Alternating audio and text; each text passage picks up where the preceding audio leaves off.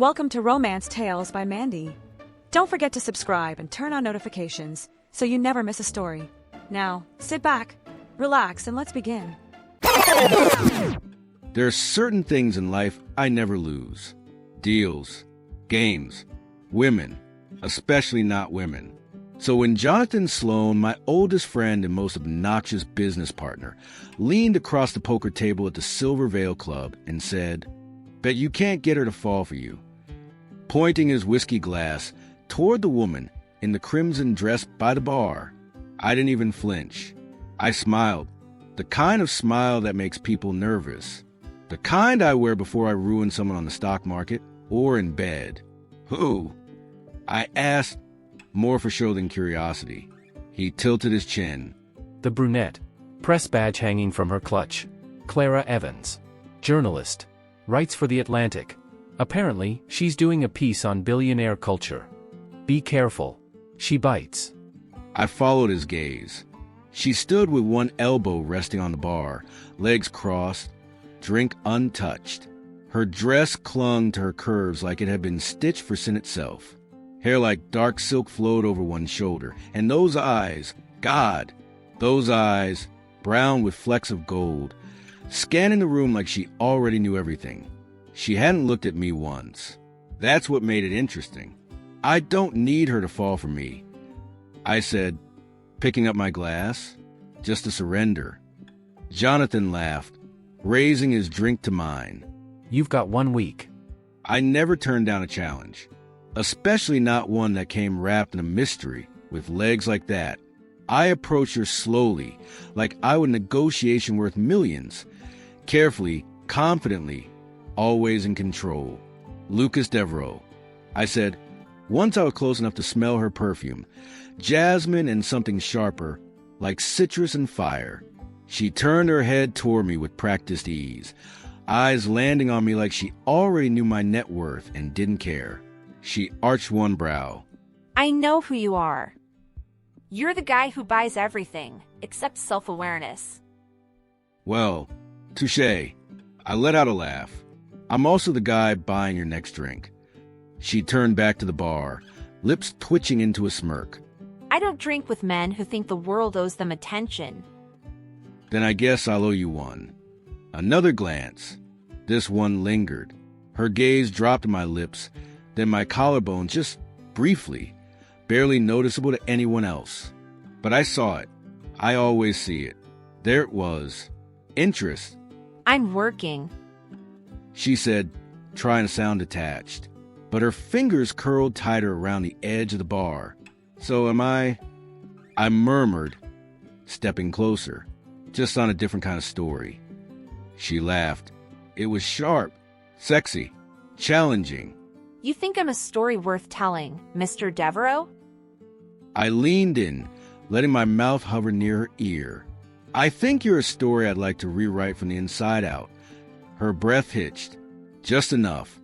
Then she turned toward me fully, crossing her arms under her chest, which, let's just say, was an effective distraction. Good luck with that. But I don't do cliches. Or billionaires. And then, just like that, she turned and walked away, hips swaying in that deliberate, unapologetic way that made the room disappear around her. She didn't look back, but I did. I watched her until she disappeared behind a velvet curtain, headed toward the VIP lounge. My pulse was ticking in my throat, not from desire, though there was plenty of that, but from something rarer: amusement, intrigue, challenge. She thinks I'm a cliche. She has no idea I just bet $1 million watch that I'll have her whisper my name before the week is over. But something about her made my instincts hum in a way I didn't like. Because for the first time in a long time, I wasn't entirely sure I'd win. And that made me want her even more. I felt his gaze before I even saw him.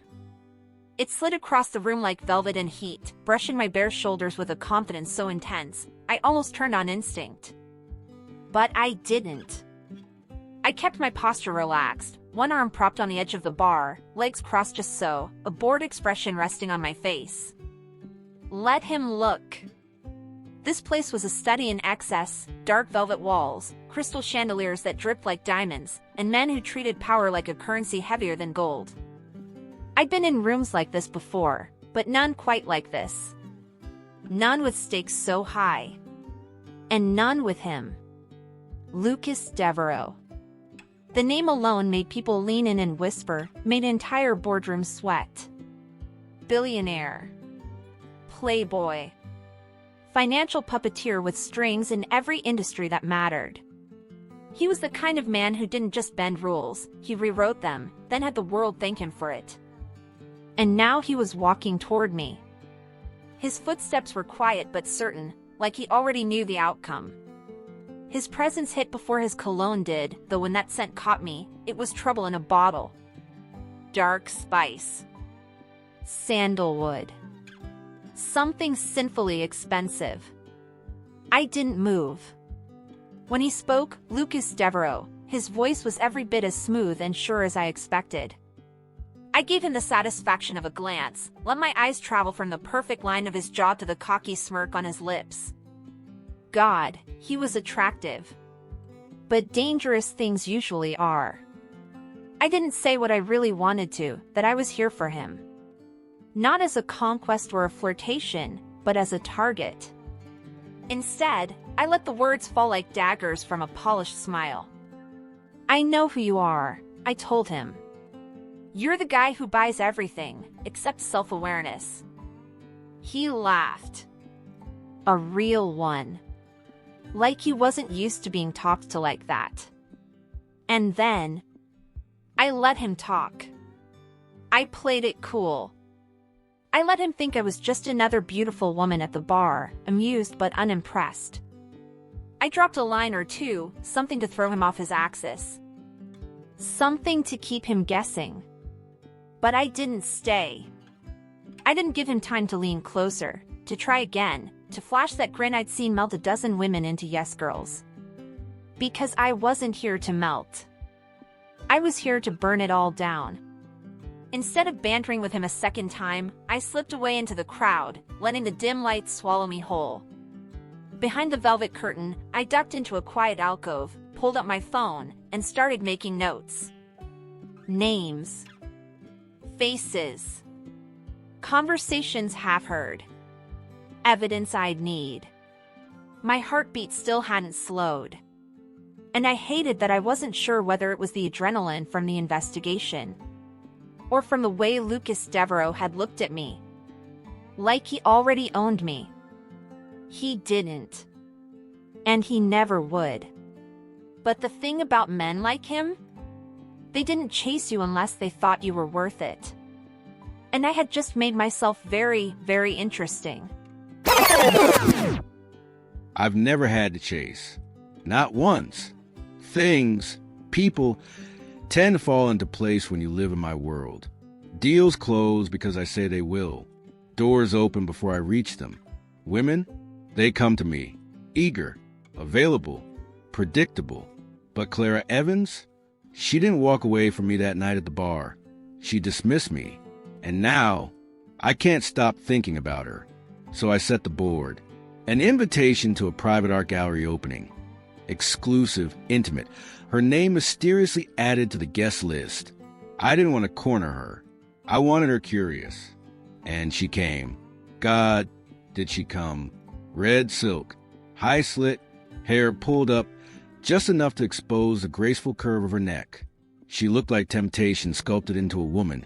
And still, her eyes said, "Don't you dare underestimate me." I approached her slowly, holding 2 champagne flutes like peace offerings. She took one without looking at me. That's not how you usually open. No bold line? No clever insult disguised as a compliment? I smiled. I figured I'd try a new strategy. She tilted her head. Letting a woman speak first? Damn. I laughed, but it was genuine this time. She didn't just have bite.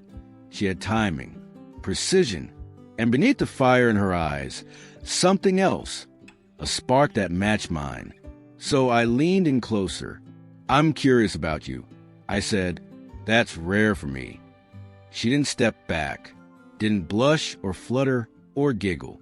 She turned to me, eyes sharp enough to cut. And I'm curious about why you're curious. I could lie.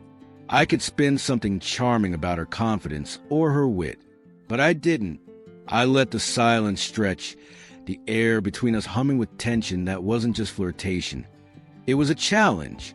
I like women who don't fold, I said softly. She raised an eyebrow, not missing a beat.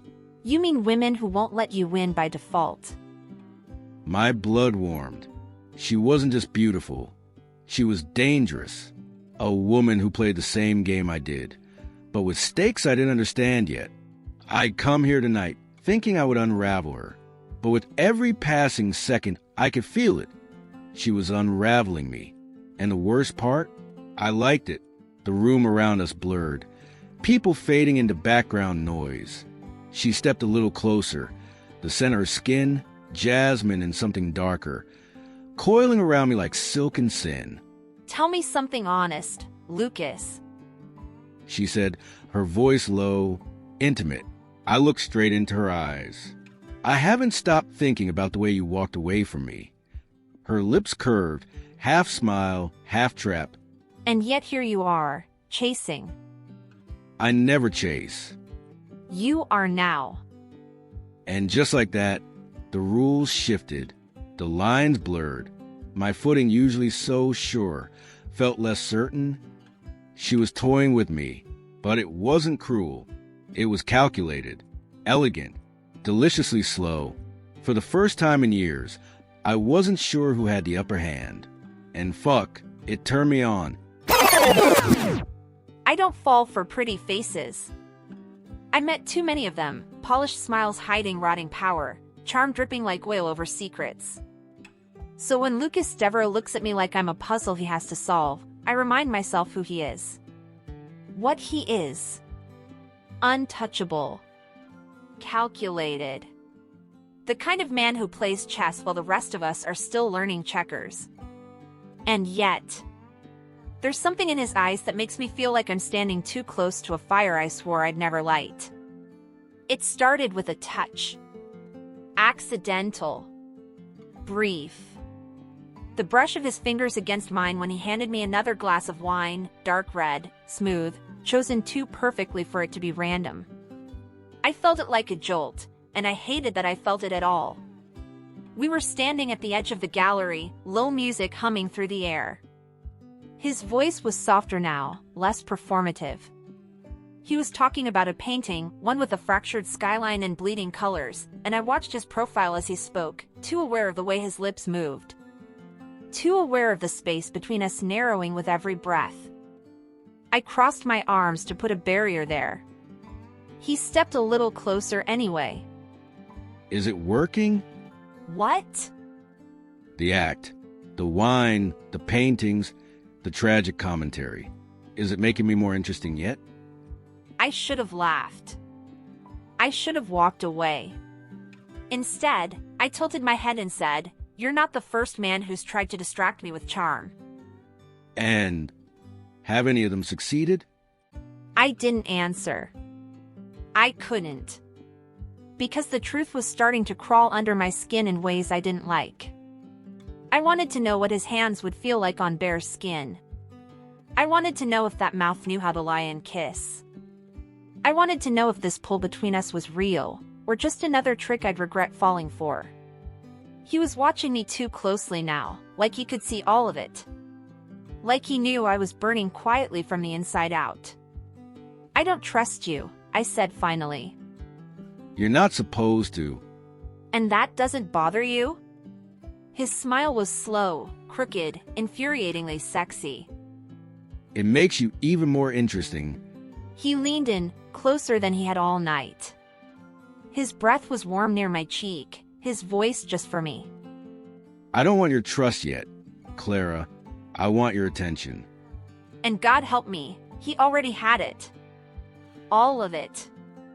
I stayed still for a second longer, just to prove I could.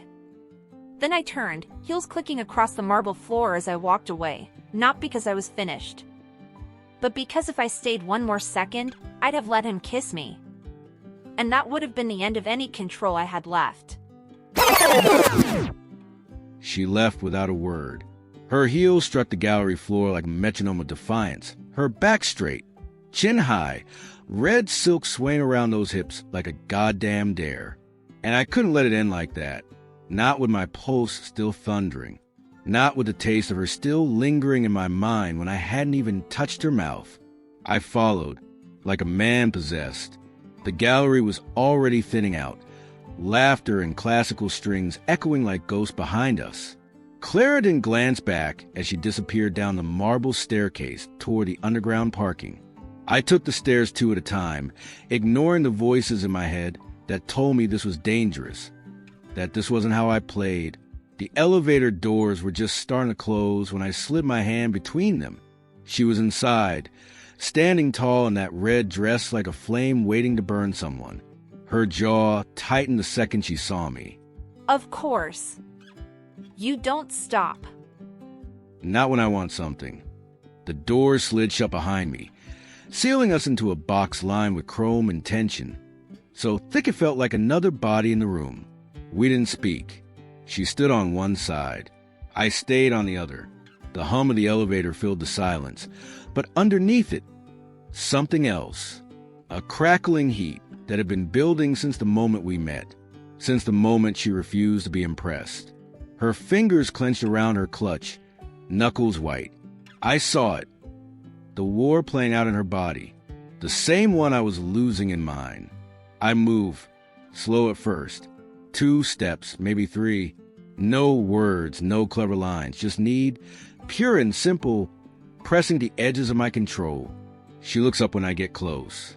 Her eyes meet mine, wide, defiant, dark with something she doesn't want named. Lucas. She starts, but it's not a protest. It's not anything solid. It's just breath and tension and unfinished sentences.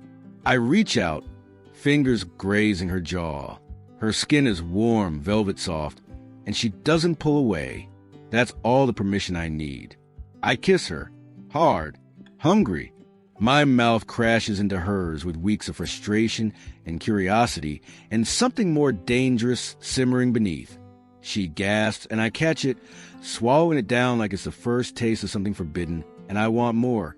Her lips part for me, and I dive in, tongue meeting hers in a rhythm that's wild and messy and absolutely perfect. She grabs my jacket, fisting it like she wants to either push me away or pull me closer, and thank God she chooses the latter. Her back hits the mirrored wall with a thud. I press against her, one hand gripping her waist, the other braced above her head. Our bodies align like magnets, like we were made for this moment. Her leg brushes mine, her thighs sliding against the fabric of my pants, and I swear it nearly unravels me. I groan into her mouth, low and guttural, because I didn't expect this. I didn't expect her to taste like fire and wine. Didn't expect her to kiss like she's trying to win a war and lose herself at the same time. She moans, God, that sound, and I feel it everywhere. It vibrates down my spine, tightens my grip on her waist, makes me kiss her harder. Her hands slide up into my hair, nails raking against my scalp as her hips shift, arching just slightly into mine. It's fast, it's raw, but it's not casual. There's something tangled underneath the lust, something that scares the hell out of me. Ding, the elevator stopped. The doors opened. She pulled away like I'd burned her, eyes wide, lips swollen, breath ragged. Neither of us spoke.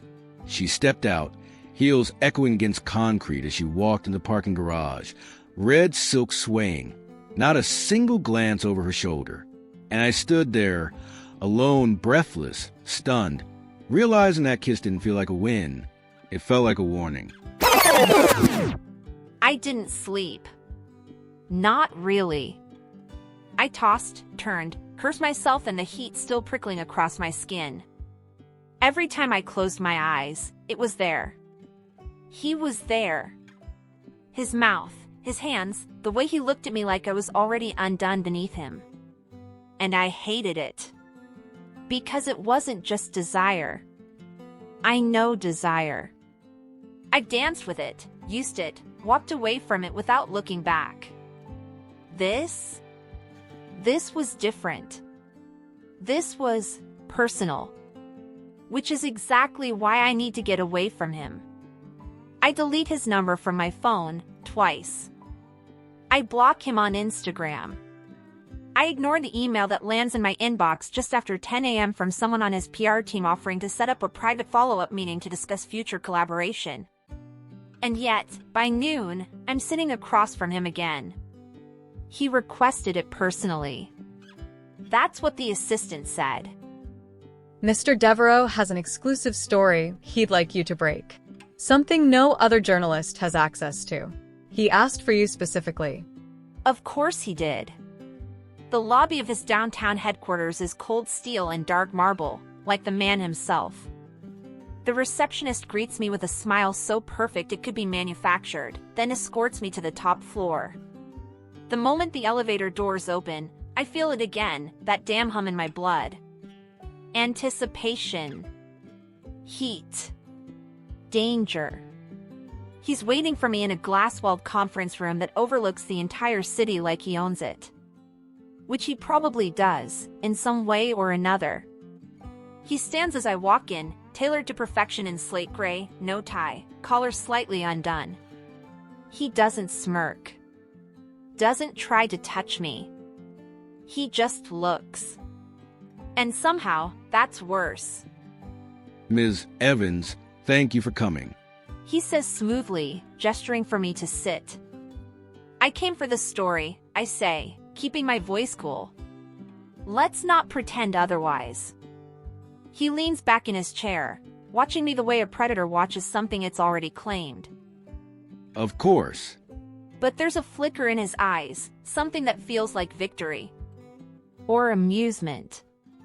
Or maybe hunger. He starts talking. About his company.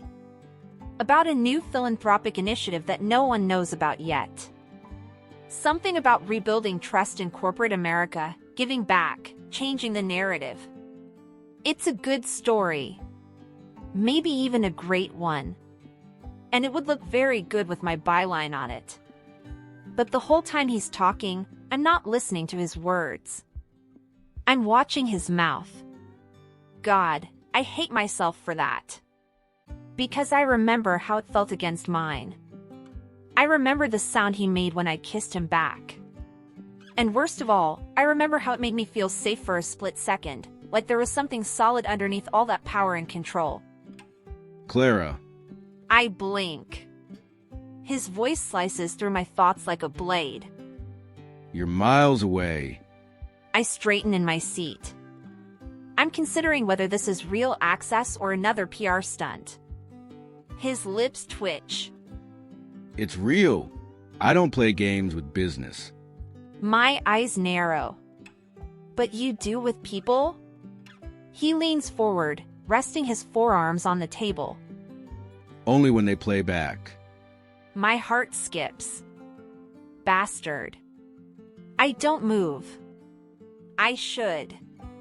My instincts scream for distance, for control, for air. But my legs stay crossed, my hands calmly holding my pen, even though my pulse is riding beneath the surface. I look him straight in the eye. Then I hope you're ready to lose. He smiles, slow and wicked. I never bet on something I don't intend to win. I arch a brow. Then you clearly don't know who you're playing with. He lets out a soft laugh, rich and low. Oh, Clara, I'm beginning to learn. And just like that, the interview continues. Two people seated across a table, exchanging carefully measured words and not so carefully hidden glances.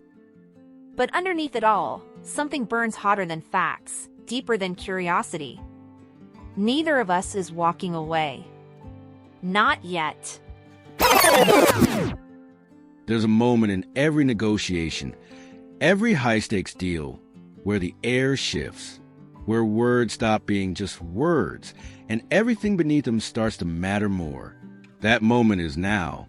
Clara sits across from me, her pen long abandoned on the notepad in front of her. She's still pretending this is just an interview, but the facade is cracking. I see it in the way she leans forward without realizing, the way her lips part slightly when I speak, the way her gaze lingers a little too long on my hands. She wants answers, real ones, and for some goddamn reason, I want to give them to her. I don't do this.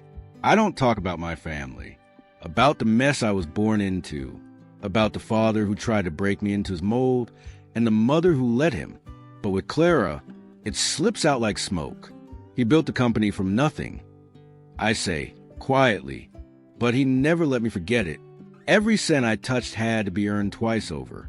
Every decision challenged, controlled, until I finally walked out and built my own. Her eyes soften, and I hate that it matters. Hate that it feels like something inside me is loosening, even as everything else tightens. Is that why you don't trust anyone? I pause, then shrug. I trust outcomes. Results. People? Not so much. She's quiet for a moment, tapping her nails lightly on the table, her expression unreadable.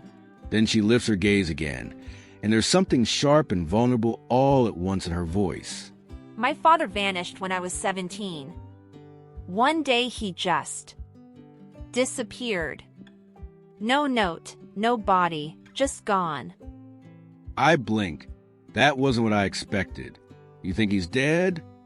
She hesitates, then shakes her head. I think he's hiding. From something. Or someone. I've been chasing leads ever since I started in journalism. Most of them point to men with power, money. Men like you. I study her face. There's pain there, buried deep under years of control and ambition. I know that look. I've seen it in the mirror. Do you think I'd hurt you? I ask, my voice quieter now. Rougher. Her breath catches. No. But I think you could. The space between us feels charged. No longer professional. No longer safe. You're not what I expected.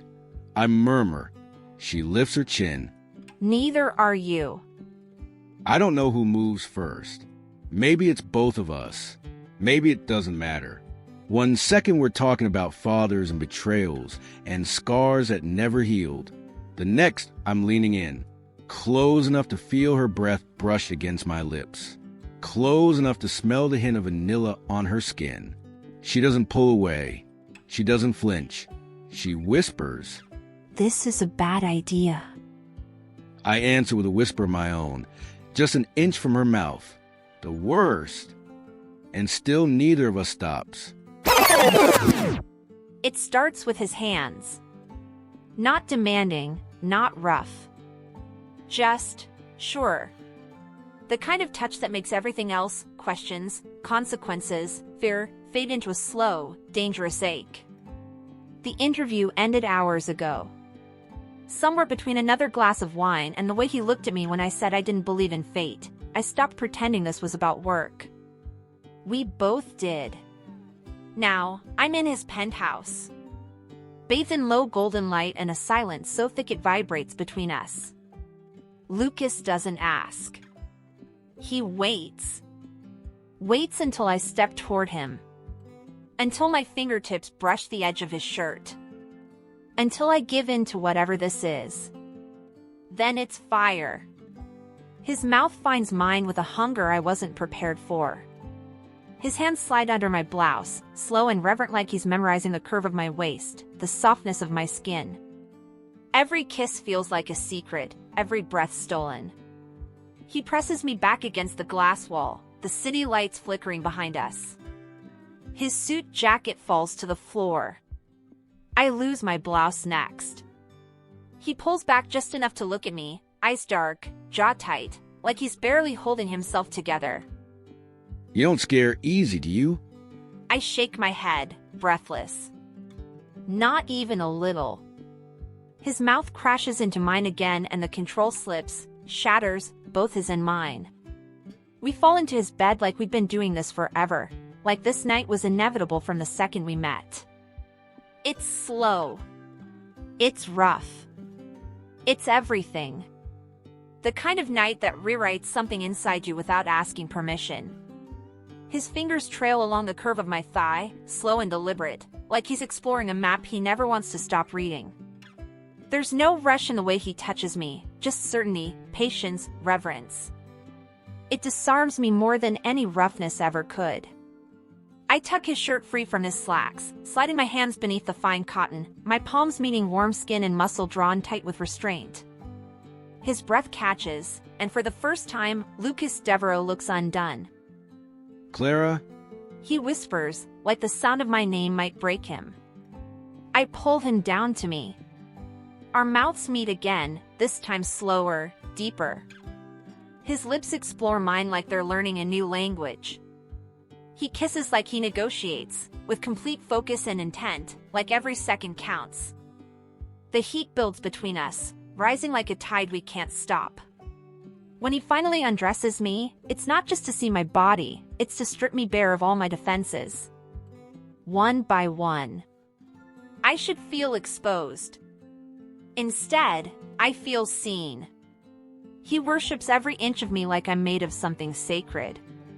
My breath hitches when his mouth finds the soft skin just below my collarbone, and again when he presses a trail of kisses down my stomach, slow and burning. I arch beneath him, a soft moan escaping my lips, and he groans in response. Low, rough, primal. Tell me to stop. I will. He murmurs against my skin, voice thick with restraint. I don't. I wrap my legs around him and pull him closer, guiding him where I need him most. And when he enters me, it's not just physical. It's something more. A surrender. A question. An answer. We move together like we've done this in 100 lifetimes.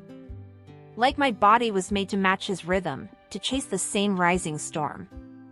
I cling to him, nails digging into his back, gasping his name like it's the only truth I know. It's messy. Intense. Beautiful in its chaos. We don't speak. We don't need to. His hands cradle my face when I fall apart around him. And when he follows, it's with a groan that sounds like something breaking open inside him. After, we lie tangled in silence, our bodies slick with sweat, hearts still racing. His fingers stroke lazy lines along my spine, and I close my eyes, trying to memorize the way this moment feels. How full and weightless and dangerous it is to let him this close. I don't know what's real anymore. But right now, in his arms, I almost believe it could be everything.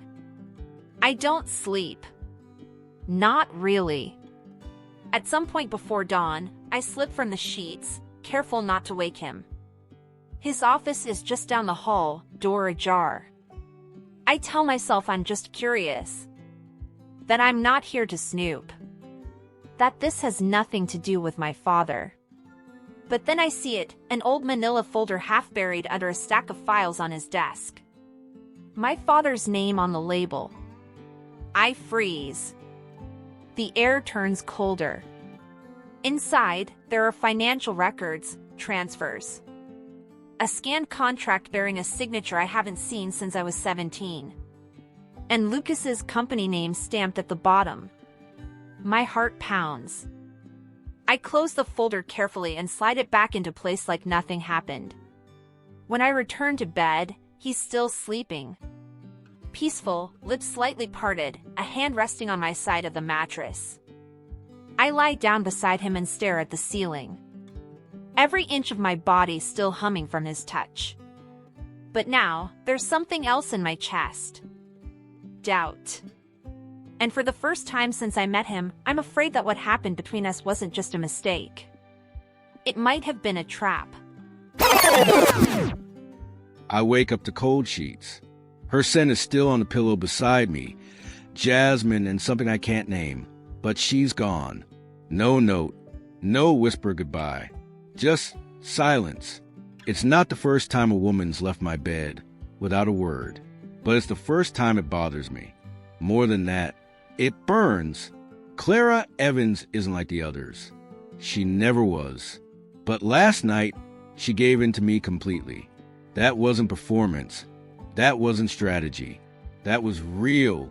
At least, I thought it was. I light a cigarette I don't need. The city sprawling like a silver mirage outside my penthouse windows. The morning sun bleeds across the skyline, but inside, everything feels off. I text her once. No reply. Then twice. Still nothing. That's when the first whisper comes. An offhand comment from a colleague at a charity brunch. You know that reporter you've been seen with? She's poking around, asking questions. Dangerous ones. My jaw tightens. A flush creeps up the back of my neck. At first, I want to laugh it off. Clara? Investigating me? But something icy and sharp cuts through the remnants of last night's heat. She's a journalist. Smart, persistent. And beneath that soft mouth and stormy gaze, I always sense a kind of hunger. But I thought it was personal. I hoped it was for me. Now, I wonder if I've been a fool in a much larger game. I cancel my meetings and call in a favor. Within the hour, I have access to emails, transcripts, notes she didn't think I'd ever see. She's been asking about corruption in the Devereaux circle. She's traced shell companies, offshore accounts, names I recognize. And there's one detail that hits like a punch to the ribs. She asked about my father. No one asked about my father, except her. I stare at the screen, the words blurring at the edges. Did she sleep with me to get closer? Was I just a key to a bigger door? Or did something shift last night? Something neither of us expected? My pride says walk away. Shut her out. She played you and you fell for it. But my gut says something else. Something quieter. Something that feels a hell of a lot like fear. Because when she looked at me, in that moment just before we lost ourselves, I saw something raw. Something I've never seen in anyone else. And if I was just a target, then why the hell do I miss her like this? I reach for my phone again. Still nothing. Whatever this is, it's not over. Not even close. His door opens before I knock. He must have been waiting. Lucas stands there, shirt unbuttoned at the top, sleeves rolled up. As if he didn't sleep last night, same as me. The way his eyes catch mine, dark and unreadable, makes my stomach twist. It would be easier if he looked like a villain. If he acted like one. But monsters don't hold you like that. They don't whisper your name like a secret. Still, the papers I found in his drawer weren't lies. They were evidence. Clara. He says. One word. My name. And it almost breaks me. I walk past him without asking. I don't want his scent to distract me. I don't want the warmth of his presence pulling me back in. I came here for answers, and I won't leave without them. I take the folded documents from my bag and place them on the table between us. My hand trembles, but I don't let it show. I toss the folded printouts onto the sleek marble table between us. The names. The companies. The offshore accounts. One, in particular, highlighted in red. Devereaux International Holdings, tied to the same shell corporation that surfaced during the investigation into my father's disappearance. Recognize any of those? I ask, my voice sharper than I intended. He glances at the papers and something flickers behind his eyes, just for a second. No, I don't. I scoff, crossing my arms. Don't insult me. I'm not. I've never seen these. Clara, I swear to you, I don't know anything about your father's disappearance.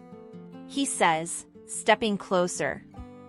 My heart aches at how genuine he sounds. At how good he is at this. You expect me to believe that? I say. That this just coincidentally leads back to companies under your name?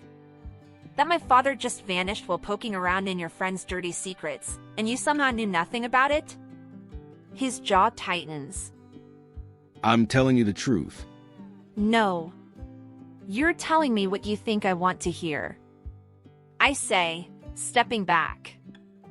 You think I'd lie to you? After everything between us? I laugh, bitter and broken. I think you're used to lying to everyone, Lucas. Especially yourself. God, Clara, you have no idea what you're accusing me of. He runs a hand through his hair, frustrated.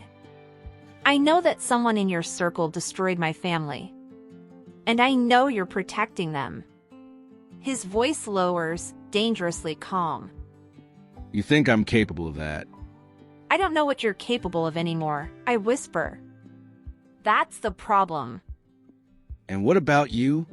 You came into my life digging for dirt. Every smile, every kiss. Was that part of your act too? I hate that the accusation hurts.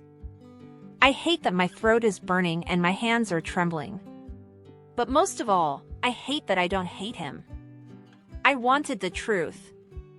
And somewhere along the way, I wanted you, too. His expression cracks, barely, but I see it. Just for a second, beneath the anger and pride, there's something raw and exposed. The words hang in the air, heavy and too late. I shake my head, tears burning but refusing to fall. If that were true, you would have told me the truth from the start. You would have warned me. You would have trusted me. I didn't know. I swear to you, if someone in my world hurt your father, I wasn't part of it. He says again, quieter now. But I can't believe him. I want to. God, I want to. But something deep in my gut says this web goes deeper than he's willing to admit. And if he was just a pawn, then he's still protecting the king. I can't do this, I say, barely above a whisper. He reaches for me, but I step back. The distance between us feels permanent this time. I'm going to find out the truth, I tell him. With or without you. And this time, when I turn away, I don't look back. There are only 2 moments Clara ever stepped foot in this penthouse. Once, when she let me undress her in silence and kiss her like she was the first thing I'd ever wanted that wasn't power or profit. And once, when she walked in and tore everything down with a single question. Did you have something to do with my father disappearing? Now the space is haunted by both memories. One burns like fire, the other like frostbite. I've tried to distract myself. Meetings, calls, deals, the usual arsenal. But none of it sticks. My mind keeps going back to her, how she smelled faintly like jasmine, orange blossom and danger, how her eyes were never just looking at me, but through me. She left, not with tears, not with a slammed door. She just stopped believing in me. And the worst part? I don't blame her. The office feels colder than usual when Rafe Carson steps inside. I called in a favor, pulled strings, paid enough to make him curious. He's ex-FBI, burnout, sharp as hell, and probably 1 drink away from throwing someone through a window. But he gets results. He doesn't shake my hand, just walks in like he owns a place and looks around. Nice suit, polished floors, glass view of the city.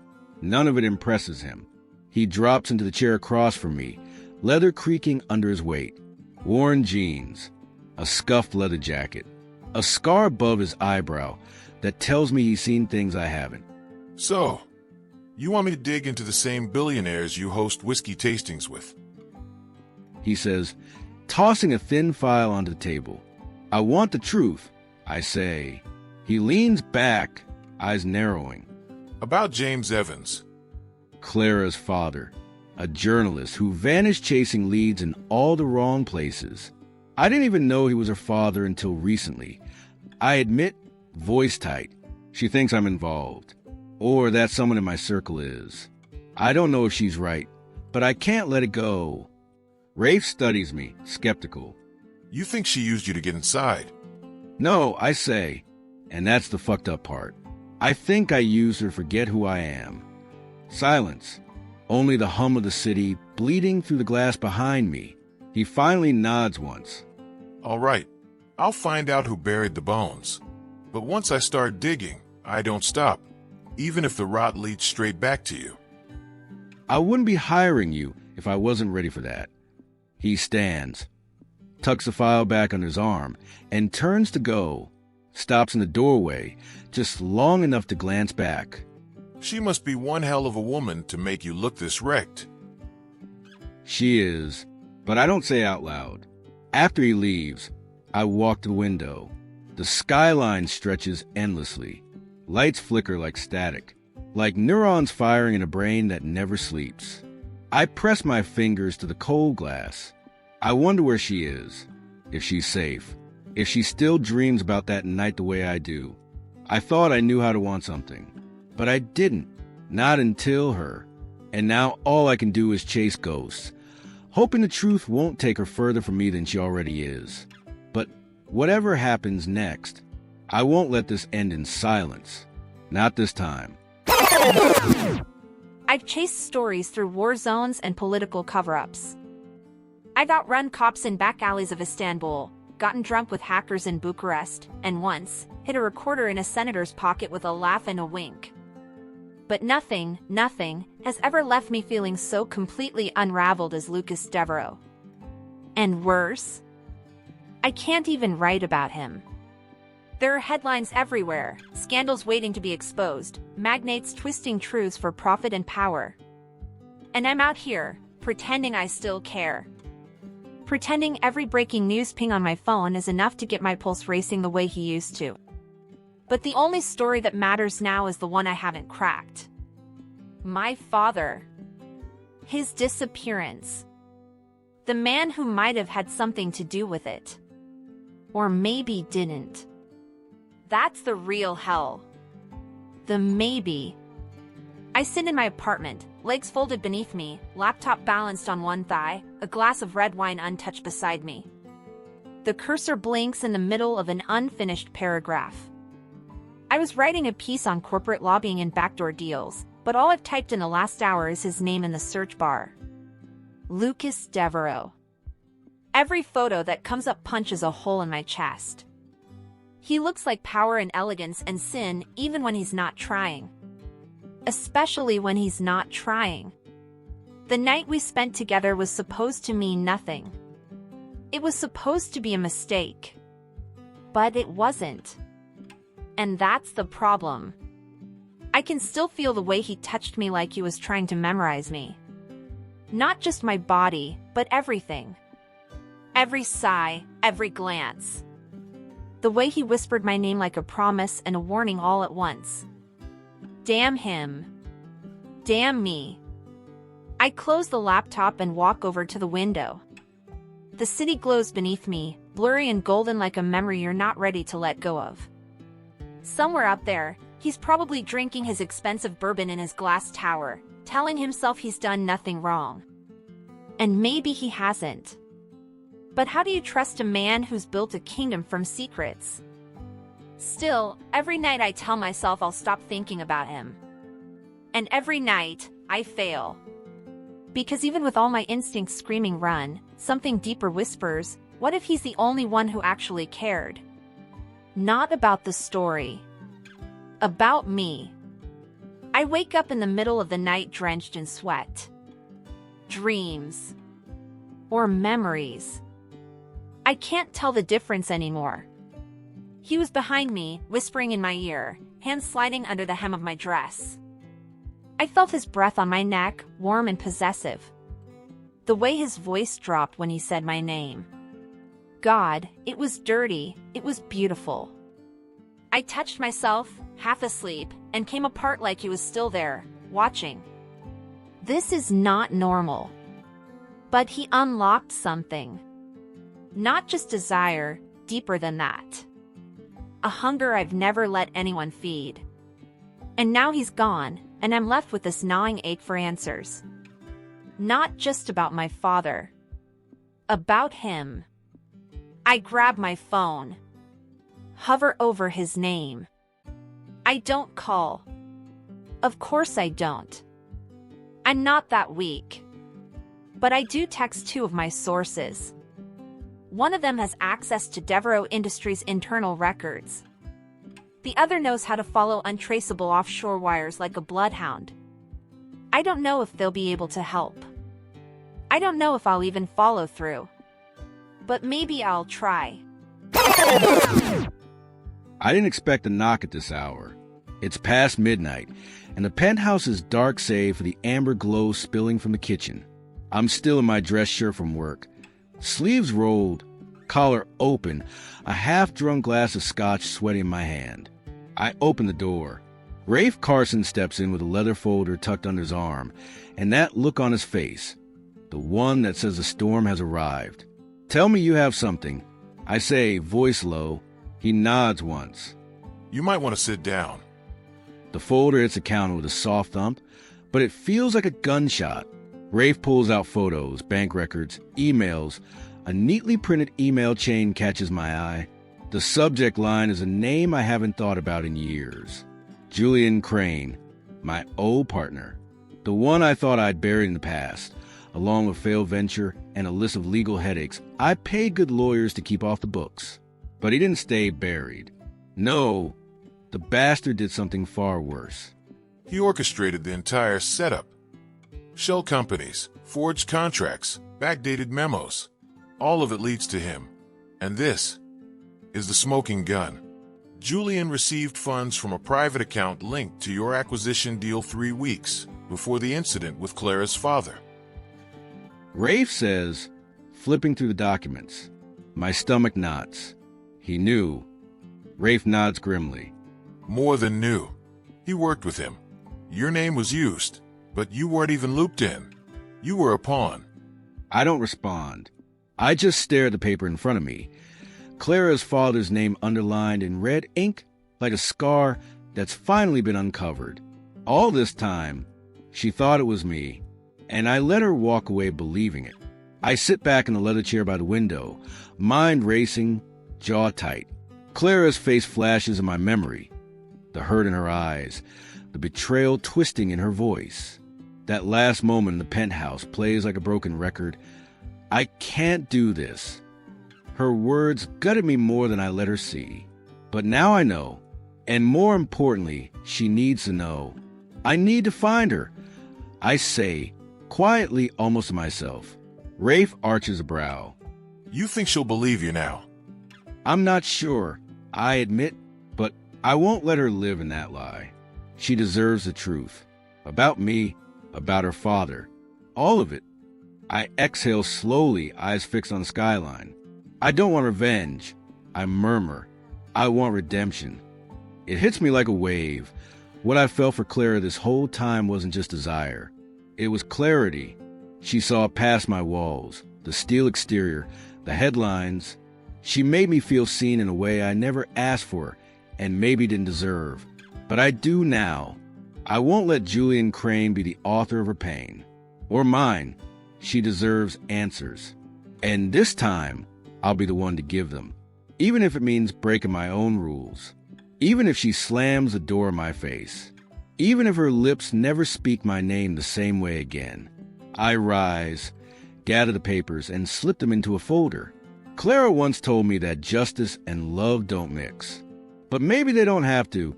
Maybe, if I'm lucky, they can coexist. In her eyes, in her heart. I grab my keys and head for the door. It's time she knew the truth.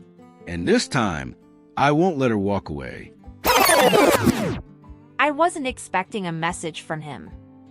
Not after the silence. Not after everything. Not after the way I walked away from his penthouse with fire in my chest and tears in my throat. But there it was, waiting in my inbox like a ghost I'd secretly wished would haunt me. No hi. No how are you. Just an attachment, a PDF with his name in the subject line and a single sentence beneath it.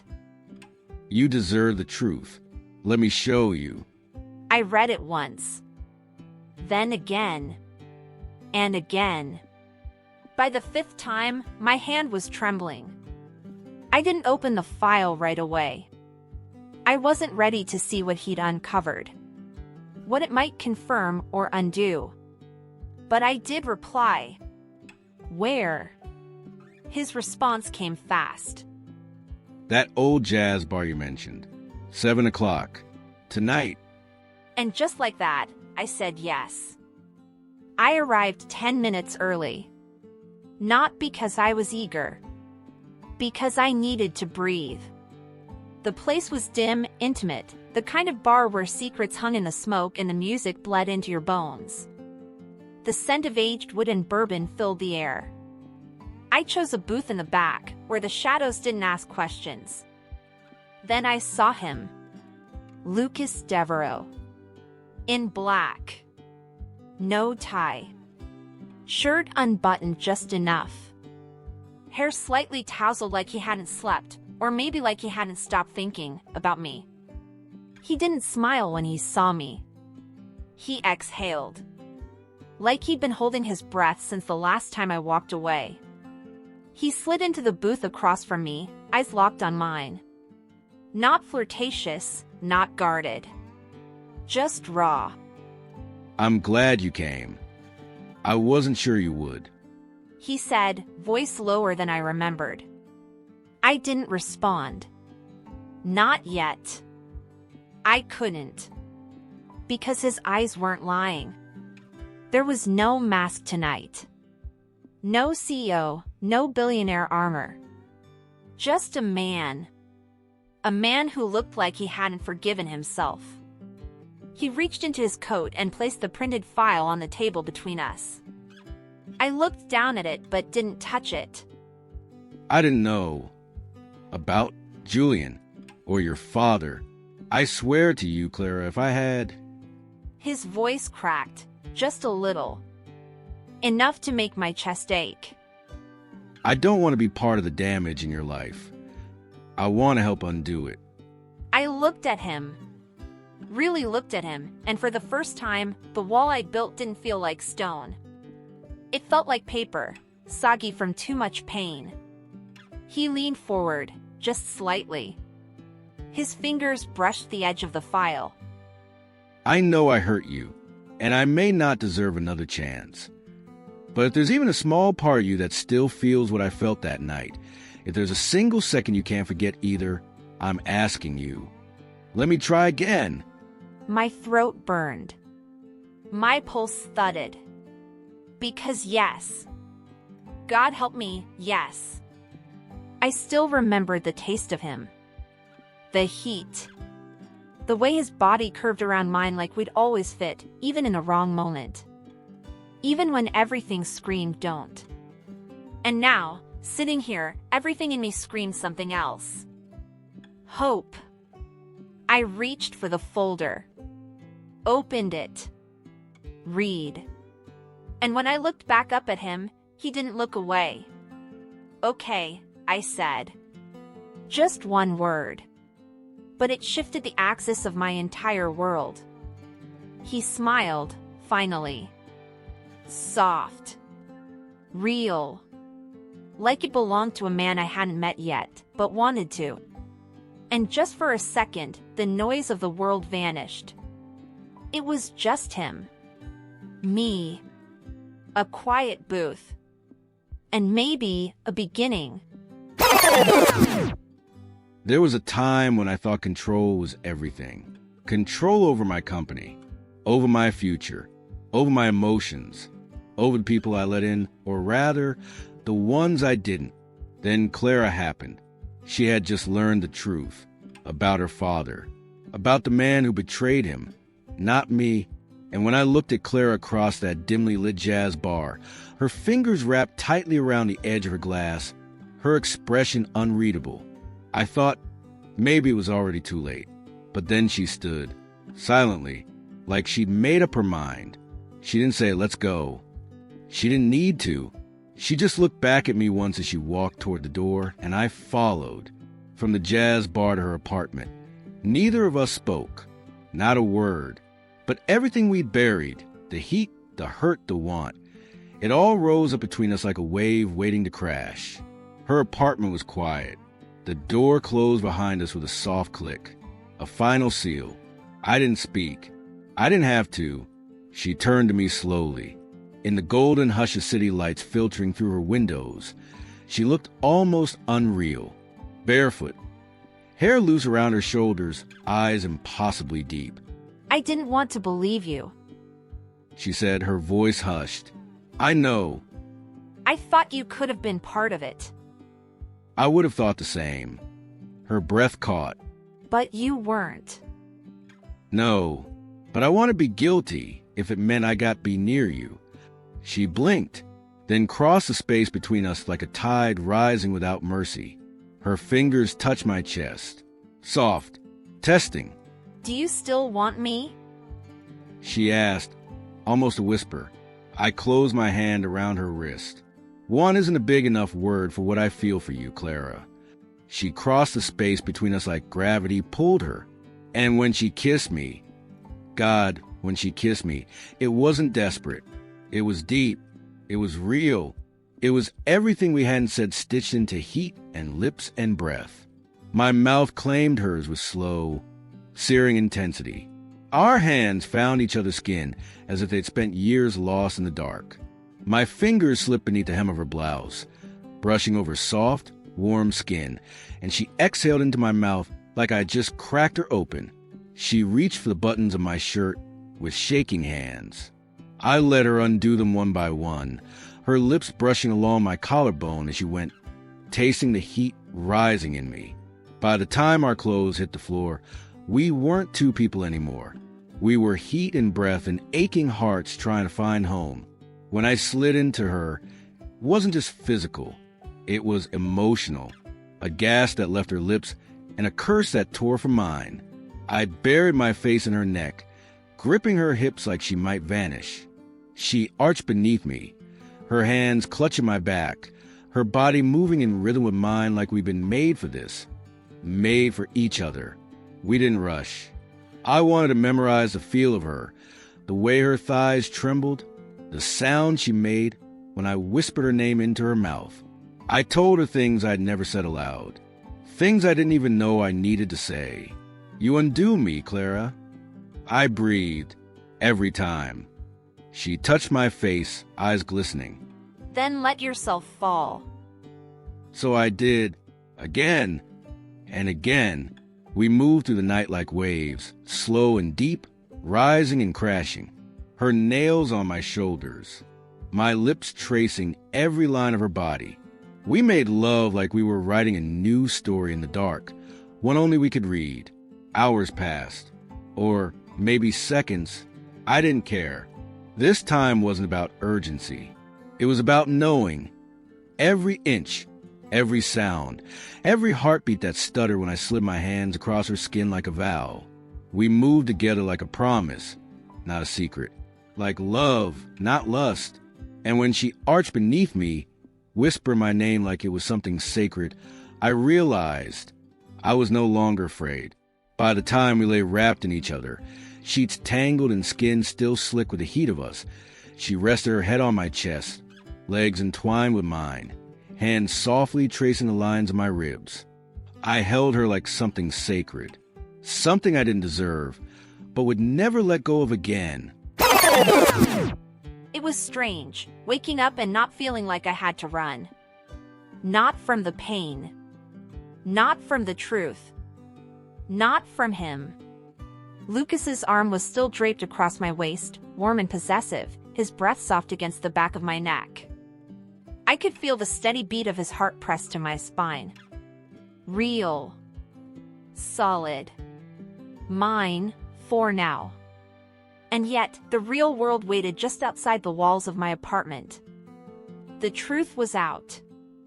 And so was the man who'd built an empire out of lies. By noon, we were in his penthouse, side by side at the long marble table where I once thought he was just another untouchable mogul. Now, he was a man betrayed. And I was the woman who once doubted him, now ready to burn the world for him. Lucas pulled up encrypted files the investigator had recovered. Contracts. Bank transfers. Meetings that linked Julian Crane, Lucas's former partner, the one he thought he'd buried in the past, along with a failed venture and a list of legal headaches he'd paid good lawyers to keep off the books. Directly to my father, and the sabotage that followed. But it wasn't just sabotage. One of the documents included a name buried deep in offshore transfers, an alias my father had once used. And a date. One that coincided with the day he disappeared. My heart stopped when I saw it. Lucas was quiet, watching me, letting me process. Then he said it, gently. Your father didn't run, Clara. He was forced to. It all made sense. The silence. The vanishing. The way no trace had ever led to anything solid. Crane hadn't just destroyed his career, he'd blackmailed him into disappearing. For years, my father had been living under a different identity in the south of France. Not dead, not missing. Just exiled. But now we had proof. Enough to bring everything into the light. He used me. Everything he wanted to destroy, he did it through me. Lucas muttered, fingers tightening around his glass of scotch. And everything he didn't destroy, we still can, I said. He looked at me. That sharp, assessing gaze that once felt cold now lit a fire in me. You want to go after him? He asked. I didn't blink. No. We will. We became a storm. I wrote the exposé, carefully, dangerously, without revealing our connection. Every word was like a blade to the heart of Crane's fake empire. Lucas provided the proof, the names, the timeline. We moved like we'd been planning this for years, not days. He handled the boardroom. I handled the press. Together, we cornered him. Crane panicked. Tried to sue, tried to threaten. But with the truth dripping into every major outlet, laced with evidence, testimonies, and a few anonymous whispers from former allies, he didn't stand a chance. By the end of the week, his accounts were frozen. His reputation shattered. And my father's name, once dragged through the mud, was being spoken with reverence in rooms that once refused to say it at all. We even made arrangements to bring him back. Home. Safely. That night, Lucas came up behind me on the balcony, where the city buzzed below us like a distant, forgotten war. His hands found my hips. You can just take him down. You resurrected your father's legacy. I turned to face him. We did it. You're dangerous when you're determined. And you're still standing next to me. That makes you brave. His smile turned wicked. Or very stupid. I laughed. Maybe both. He kissed me, slow, deliberate. Not just with lips, but with the weight of everything we'd survived. His tongue teased mine, his hands sliding under the hem of my blouse like they had every right to be there. They did. Because now, we didn't just want each other. We'd earned each other. It had been nearly 8 months since everything fell apart, and then came back together. 8 months since Clara and I went to war for the truth. Since we burned down the lies and rebuilt something real from the ashes. We'd moved slow, on purpose, not because we were scared, but because we weren't anymore. We lived in separate apartments, by choice. She said she still needed to hear her own voice echo through the walls sometimes. I understood. I still needed to learn how to be a man who didn't try to fix everything with money or muscle.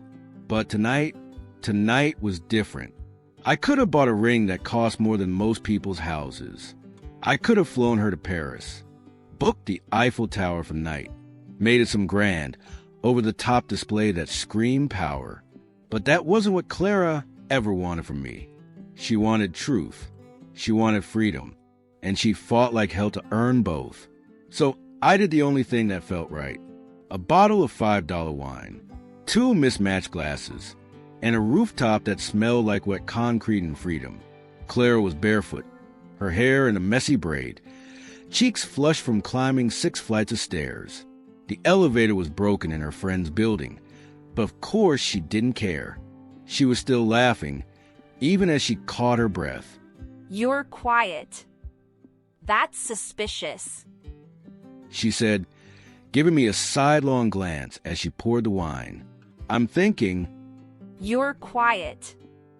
That's suspicious. she teased. I slipped a hand into my jacket pocket, wrapping my fingers around the small ring I'd been carrying for weeks. No diamond, no glitz, just a hand-forged band from a metalsmith in Lisbon, her favorite city. One that felt like her, honest, worn, and impossibly beautiful.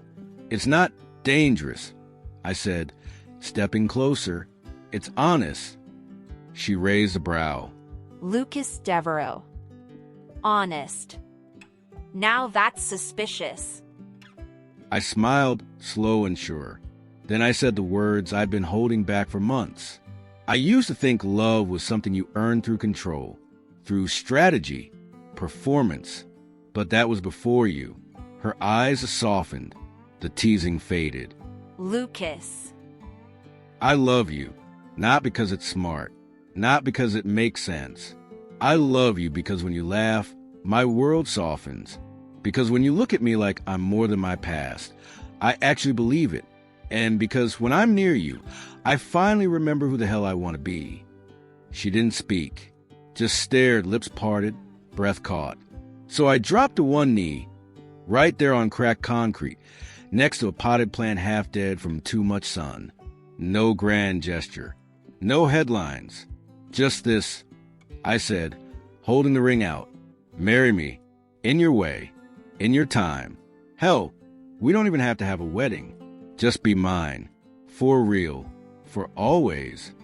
She stared at me like I just handed her the stars. Then she laughed, wild and breathless, tears already spilling. You idiot. You perfect. Stubborn idiot. She whispered, falling to her knees and kissing me hard. Her fingers tangled in my shirt, her lips frantic against mine, as if saying yes wasn't enough. And just like that, we were gone. We never made it inside. Her shirt was bunched around her ribs, her body warm and familiar as I lowered her onto the rooftop floor.